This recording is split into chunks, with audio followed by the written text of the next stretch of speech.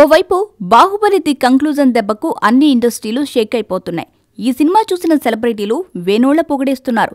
ఈ సినిమా చూసి తీరాల్సిందే అంటున్నారు. కానీ కన్నడ పరిశ్రమకు చెందిన దర్శకులు మాత్రం బాహుబలి చూడొద్దంటూ పిలుపునిస్తుండడం విశేషం. బాహుబలి ది కంక్లూజన్ దెబ్బకు కన్నడ సినిమాలకు గట్టి దెబ్బే తగిలింది. ఇప్పటికే థియేటర్లలో ఉన్న సినిమాలన్నీ వాషౌట్ అయిపోయాయి.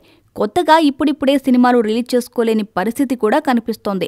ఈ నేపథ్యంలో కన్నడ సినీ పరిశ్రమకు చెందిన దర్శకులు, సినీ ప్రముఖులు సోనోట్ బాహుబలి అనే హ్యాష్ట్యాగ్ను ట్విట్టర్లో ట్రెండ్ చేయడం విశేషం. చాలా మంది పేరున్న దర్శకులు కూడా బాహుబలి చూడొద్దంటూ వీడియో సందేశాలు ట్విట్టర్లో పెట్టడం గమనార్హం. బాహుబలి బదులు కన్నడ సినిమాలు చూడాలని, కన్నడ పరిశ్రమను కాపాడాలని వారు పిలుపునిచ్చారు.